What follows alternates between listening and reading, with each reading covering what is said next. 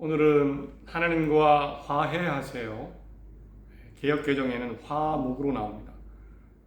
하나님과 화해하세요 라는 제목이고요. 고린도후서 5장 16절부터 21절 성경입니다. 오늘 바울이 기록한 고린도후서 성경입니다. 제목이 화해하세요인데 화해, 하나님과의 화해라는 이런 주제로 함께 말씀을 나눕니다. 고린도후서인데요. 오늘 성경이 고린도후서는 바울이라는 사람이 썼습니다.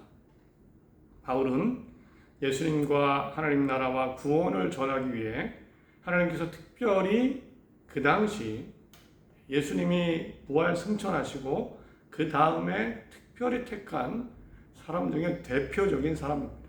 바울이라는 사람입니다. 바울이 그래서 여러 도시, 주변 여러 도시를 돌아다니며 예수님을 전했습니다. 그리고 바울은 고린도라는 도시에 가서도 1년 6개월 정도를 머물면서 하나님과 예수님과 천국과 이런 복음을 전했습니다. 믿는 사람들이 생겨났고 이 사람들이 모이기 시작하면서 바로 교회가 됐습니다. 건물이 있는 교회가 아니고 믿는 사람들이 모인 곳이 교회죠. 그래서 고린도 도시라서 고린도 교회라고 불렀습니다. 바울의 일은 이제 끝이 났습니다. 다른 곳으로 떠나서 다시 복음을 전해야 됩니다. 그런데 그렇게 떠난 교회에 첫 번째 편지죠. 그래서 고린도 전서라고 합니다. 후서는 두 번째 편지고요. 첫 번째 고린도 전서 그리고 두 번째 후서 고린도 후서를 쓰게 됩니다. 매우 긴 편지입니다. 내용이 특히나 전서는 가볍지 않습니다. 매우 무겁고 긴 내용을 다시 고린도 교회에 보내게 됩니다. 고린도 전서죠. 쓴 이유는요. 이런 무겁고 긴 편지를 쓴 이유는 바울이 떠나고 난 이후에 고린도 교회에 큰 여러 문제들이 들려왔습니다. 이런 것들입니다. 교회 안에 파벌과 분열이 일어났다. 1장을 보면 고린도 교인들은 나는 바울파, 아볼로파, 게바파, 베드로파, 그리스도께 속했다라고 해서 서로 파벌을 이루어서 우리가 맞아, 우리가 진짜야, 우리가 더 대단해, 우리가 더 좋아. 이런 파벌이 고린도 교회에 생겼습니다. 성도 간에 한 믿음의 한 형제인데 세상 법정에 고소, 소송하는 일도 일어났습니다. 또 사람들이 구원받았는데 그 다음에 자기 마음대로 또 행동하기 시작했습니다. 고린도 도시가 매우 음행이 가득한 도덕적으로 문란한 도시였다고 합니다. 이 교인들이 거기에 물들어서 그런 음행을 범하는 일이 벌어졌습니다. 그래서 바울이 차라리 그럴 거면 결혼해라 이런 말도 합니다. 또 믿음이 강한 성도가 약한 성도를 생각해 주지 않아서 특별히 우상의 재물도 막 먹고 그냥 아무렇게나 행동하는 겁니다. 그러자 실족하는 처음 믿는 사람들, 믿음이 약한 사람도 생겨났습니다. 구원받았다고 하면서 이렇게 전체적으로 내가 함부로 내 마음대로 행동하는 그런 교회의 소식들이 들려온 겁니다. 그래서 바울은요, 첫 번째 편지를 통해서 고린도 전서입니다. 문제를 해결하려고 합니다. 강한 어조로 씁니다. 길고 강하고 명령형으로 많이 씁니다. 진심을 담습니다. 사실 그때 편지는요, 우리가 지금 같은 편지가 아닙니다. 우리는 편지 말고도 전화도 있고요, 영상통화도 가능하니까 편지의 중요성은 작죠. 그냥 간략한 내용, 중요한 내용. 편지에 대해서 그렇게 큰 의미를 두지 않습니다. 그런데 고대 시대, 그때 시대는요, 편지는 만나지 않는 이상 내 말을 가장 잘 전할 수 있는 유일한 방법입니다. 유일한 수단입니다. 그래서 편지를 쓰면 요즘처럼 우표 붙이지 않고요, 우체통에 넣는 것이 아니고 사람이 직접 내가 신뢰하는 사람이 들고 갔습니다. 그 사람이 들고 가서 그냥 전해주는 것도 아니고요, 어떤 경우에는 사람들 앞에서 읽어줬습니다. 읽어준 겁니다. 그 사람이 어조로. 그러니까 바울이 편지를 쓸 때 조심조심 매우 신중하게 내가 직접 말하는 것처럼 그 내용을 고린도 전서의 편지에 다 담은 겁니다. 강한 어조로 담았습니다. 그래서 이런 표현들이 있습니다. 고린도전서 1장 10절에 모두가 같은 말을 하고 너희 가운데 분쟁이 없이 같은 마음과 같은 뜻으로 온전히 합하라. 명령 여김을 합하십시오. 합하라. 18절에 십자가의 도가 멸망하는 자들에게는 미련한 것이요. 아주 거친 표현을 씁니다. 미련한 것이야. 이런 표현들이 자주 나옵니다. 6장 19절 20절에도 너희 몸은 너희에게 하나님께로부터 받은 바 너희 가운데 계신 성령의 전인 줄 알지 못하느냐. 꼬집듯이 이야기를 합니다. 14장 40절에도 모든 것을 품위 있게 하고 질서 있게 하라. 16장 13절에 깨어 믿음에 굳게 서서 남자답게 강건하라. 명령형이 많습니다. 고린도전서의 어조는요. 여러분 왜 이렇게 행동하십니까? 돌이키십시오. 회개하십시오. 분쟁이 없이 하십시오. 성령의 전인 줄 모르십니까? 이런 강한 어조를 담아서 문제 해결을 하려고 합니다. 이렇게 고린도전서를 쓰고 나서 바울은요. 여기서 그친 것이 아니라 몇 개월 후에 직접 고린도 교회로 다시 갑니다. 직접 방문했다는 그런 자세한 기록은 없지만 그 다음 편지 고린도 후서를 보면 방문했다는 것을 알 수 있습니다. 그런데 고통스러운 방문이라고 표현할 정도로 매우 힘든 만남이었습니다. 얼마나 고통스러운지 고린도 후서 2장 1절을 보면 그때를 떠올리며 내가 다시 근심 중에 너희에게 나아가지 않기로 결심하였다. 내가 여러분 다시 안 만날 거야. 이런 표현입니다. 다시 만나지 말아야 되겠다. 편지까지 쓰고 가서 만났는데 다시 만나지 말아야 되겠다. 굉장한 상처와 실망을 느낀 겁니다. 고린도후서 12장 16절에는 현대 성경으로 읽어드립니다. 이런 내용이 있습니다. 어쨌든 내가 여러분에게 짐을 지운 일이 없어도 간교하게 속임수로 여러분을 착취했다고 말하는 사람이 있습니다. 내가 누구를 보내 여러분을 착취했습니까? 가서 만났는데 어떤 사람들은요. 우리 바울에게 착취당했어. 이용당했어. 이런 소리까지 들은 겁니다. 착취당했어. 이용당했어. 인신공격의 말도 당했습니다. 들었습니다. 10장 10절에 보면 어떤 사람들이 내 편지에는 무게가 있고 힘이 있는데 직접 대해보면 볼품이 없고 말도 시원치 않다. 뒤에서 수근수근 하는 것 같습니다. 편지는 대단한 것 같아. 말도 잘하는 것 근데 보면은 볼품 없어. 말도 별로야. 그때는 특히나 말하는 수사학이 굉장히 중요하게 여겨질 텐데 아유 말 잘 못해 이 사람. 가만히 보면 바울이 가장 크게 실망한 것 중 하나가 이걸 것 같습니다. 사람들이요. 세상 기준으로 세상 가치로 다시 돌아갔습니다. 세상처럼 서로 파당을 나누고 세상 법정에 고소하고 고린도 세상 문화를 따르고 더군다나 바울 그 교회를 세운 사람입니다. 목숨 바쳐. 그를 향해서 우리 착취했어. 또 말하기를 그 사람 외모가 별로야. 외모가 별로야. 말도 잘 못해. 세상 가치로 따진 겁니다. 그 만남은 고통스럽고 매우 실망스러운 만남이었습니다. 물론 방문 이후에 멈추지 않습니다. 바울은 그 고린도 교회와 관계 회복을 위해서 디도라는 사람을 동역자를 보냅니다. 그리고 분위기를 살피죠. 고린도후서 2장 13절을 보면 형제 디도가 돌아오기를 기다리는 조바심 내는 모습이 나옵니다. 내가 내 형제 디도를 만나지 못함으로 내 심령이 편하지 못하여 그들을 작별하고 마게도냐로 간노라. 여기저기 복음 전하지만 고린도 교회가 항상 마음에 있고 디도를 보냈는데 아직 돌아오지 않았습니다. 궁금하고 마음이 쓰입니다. 그러나 7장에 고린도후서 7장입니다. 감사하게도 디도가 돌아와서 보고를 하는데 바울에게 돌아왔다. 몇몇 사람들이 그런 소식을 전합니다. 기쁨으로 얘기하죠. 7장 6절 이후에 그러나 낙심한 자들을 위로하시는 하나님이 디도가 옴으로 우리를 위로하셨으니 그가 온 것뿐 아니요 오직 그가 너희에게서 받은 그 위로로 위로하고 너희의 사모함과 애통함과 나를 위하여 열심히 있는 것을 우리에게 보고함으로 나를 더욱 기쁘게 하였더라. 디도가 돌아와서 보고하는데 갔더니 사람들이 여전히 사모한 믿음이 있습니다. 그리고 잘못한 거 회개하고 애통 안 해요. 바울을 향한 마음이 열심히 다시 살아났습니다.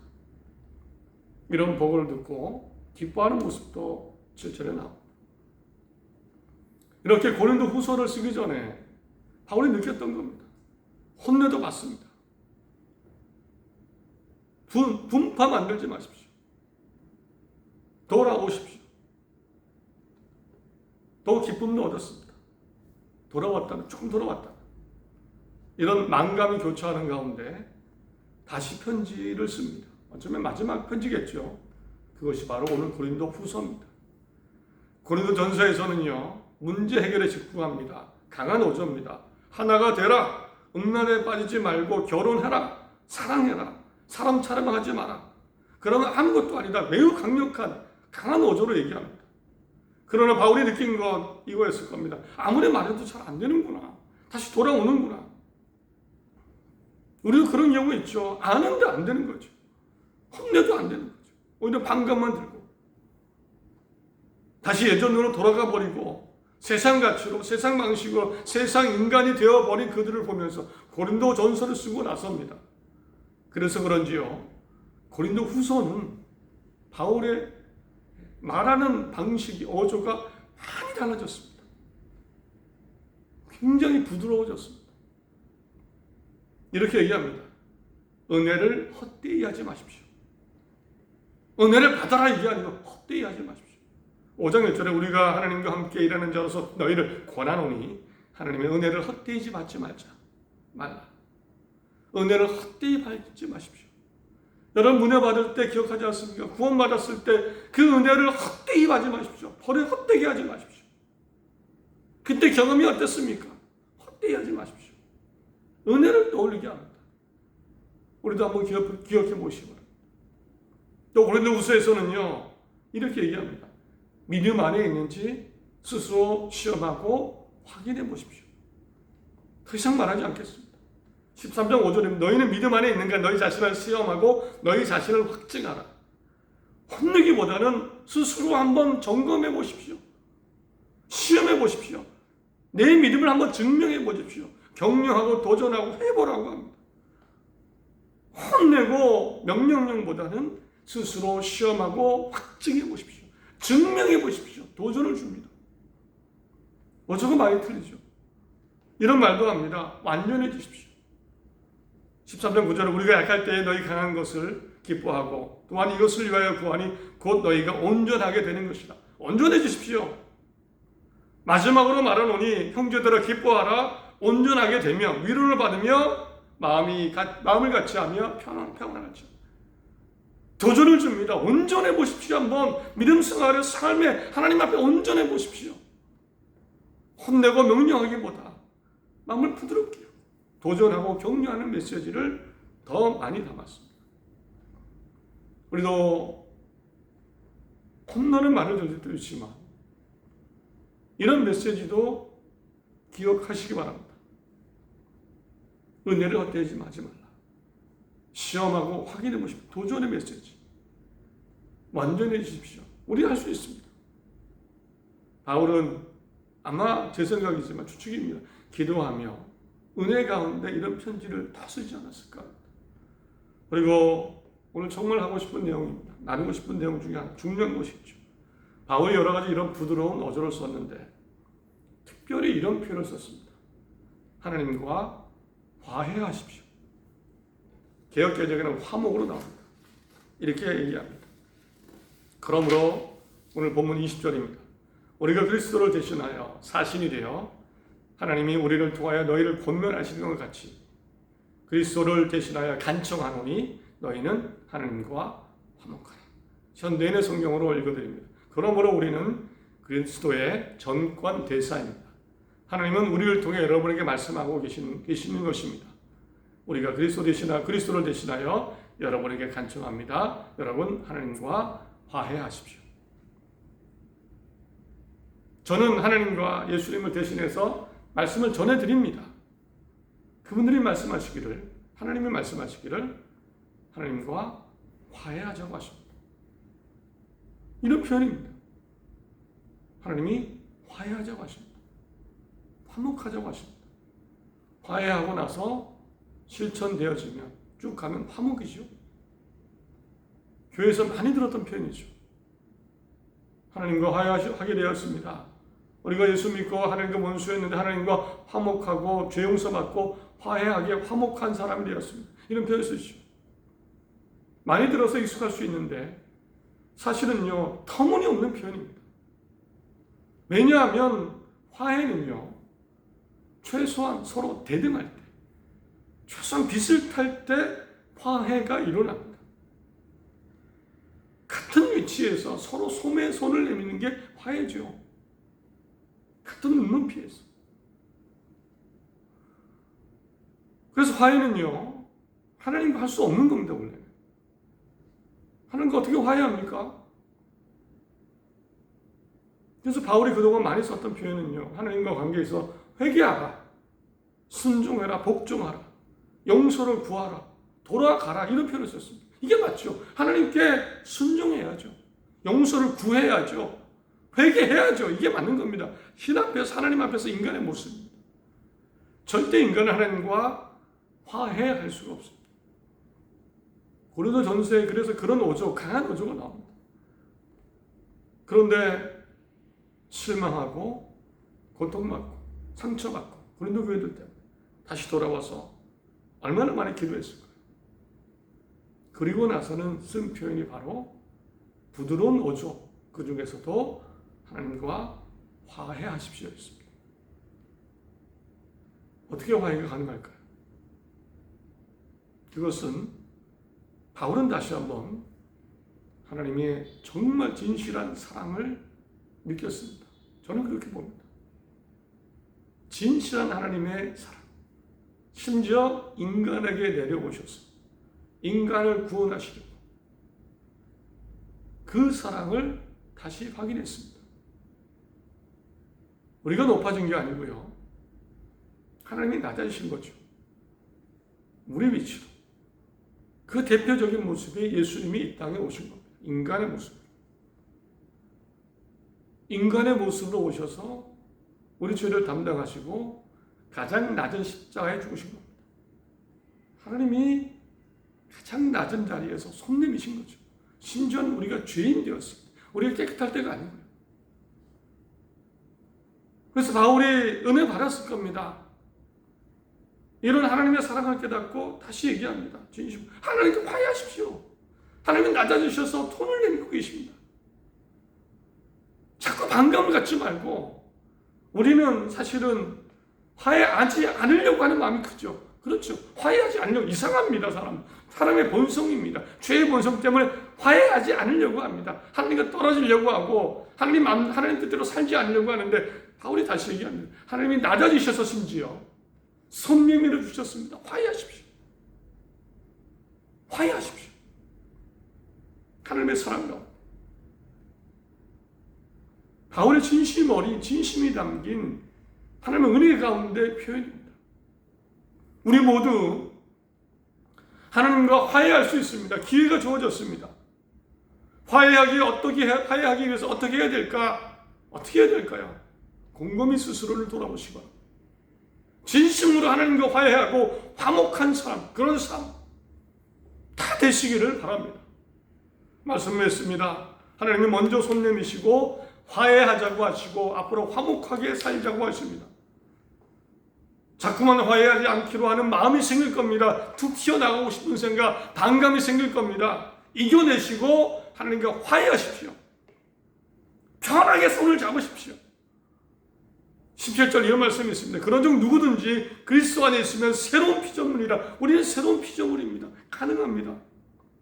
새로운 피조물입니다. 예수 안에서, 그리스도 안에서 새로운 피조물로 살 수 있습니다. 세상 가치가 아니고 하나님의 가치 가운데 새로운 피조물로 하나님과 화해하고 그래도 살아갈 수 있습니다. 살아갈 수 있습니다. 세상 가치, 세상 생각, 인간의 욕심, 미움, 분노, 정죄, 죄, 이것에서 벗어나서 새로운 피조물로서 하나님과 화해하고 살아갈 수 있습니다. 사랑하고 용서하고 선행하고 손을 잡으시고 화해하고 화목한 하나님 안에 삶 되시기 바랍니다. 기도하고 화해하시고, 화해하고 기도하며 예배하며 찬양하며 믿음 생활하며, 무겁게 억지로 그냥 짓누르는 마음이 아니고요, 화해하려고 하시는 하나님의 따뜻한 마음을 기억하며 그 가운데 세상을 이기고 세상 방식이 아니라 새 삶을 살아나가시기 바랍니다. 하나님이 함께 하실 겁니다. 우리 수준으로 낮아지셔서 오신 하나님인데 무엇이든지 어떤 것이든지 해주지 않으시겠습니까? 또 오실 겁니다. 하나님과 화해한 사람으로, 새로운 피조물로, 세상의 방식이 아니라 하나님 안에 자유함 가운데 자신감으로 사는 모두가 되시기 바랍니다. 하나님 우리와 함께 하십니다. 기도하겠습니다.